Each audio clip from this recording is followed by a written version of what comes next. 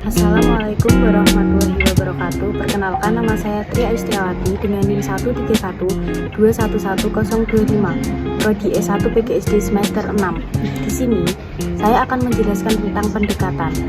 Istilah pendekatan dalam konteks pembelajaran mengacu kepada teori-teori tentang hakikatnya yang berfungsi sebagai landasan dan prinsip pembelajaran.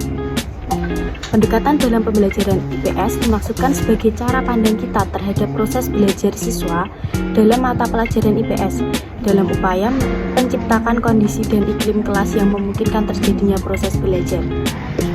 Di sini saya akan menjelaskan pendekatan IPS, yaitu pendekatan cerita atau storytelling.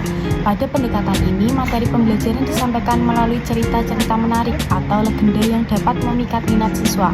Contohnya cerita tentang tokoh-tokoh sejarah atau cerita rakyat daerah, seperti cerita terjadinya Rawapening, Malin Kundang, dan Danau Toba.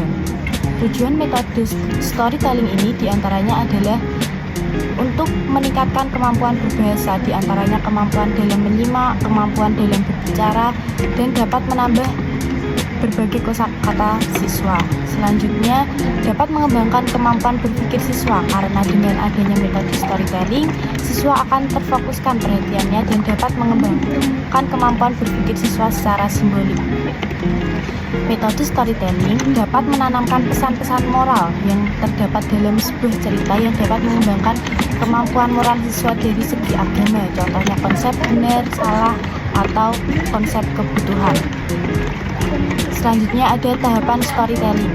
Sebelum menerapkan storytelling, tentunya ada beberapa tahapan yang perlu diperhatikan. Di antaranya adalah sebagai berikut. Yang pertama, menyampaikan judul cerita yang akan dibawakan.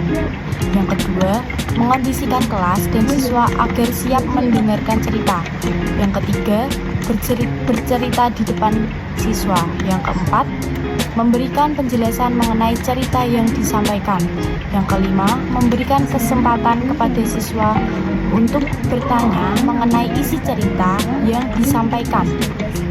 Selanjutnya yang keenam, menutup cerita dan evaluasi yang mencakup seperti tanya jawab atau diskusi mengenai tokoh-tokoh dan pesan moral dari cerita yang disampaikan. Menerapkan metode storytelling terdapat beberapa kelebihan dan juga kekurangan. Berikut kelebihan pendekatan storytelling. Yang pertama, dengan adanya diterapkan metode storytelling, proses pembelajaran lebih berpusat pada siswa atau student center. Yang kedua, metode storytelling dapat membantu dalam mengembangkan imajinasi dan kreativitas siswa. Yang ketiga, metode storytelling dapat meningkatkan minat baca siswa dan melatih daya tangkap, daya pikir, dan konsentrasi siswa. Yang keempat, metode storytelling dapat menambah pengetahuan sosial, moral, dan dapat melatih keberanian siswa dalam berkomunikasi di depan umum. Yang kelima, dapat mengembangkan aspek afektif, kognitif, dan psikomotorik siswa. Yang keenam, penggunaan metode storytelling tidak banyak mengeluarkan biaya. Terdapat juga kekurangan metode storytelling, yaitu membutuhkan banyak waktu, susah diterapkan kepada siswa yang kurang memiliki keberanian berkomunikasi di depan teman dan gurunya, dan terkadang cerita yang disampaikan tidak sesuai dengan topik yang ditentukan.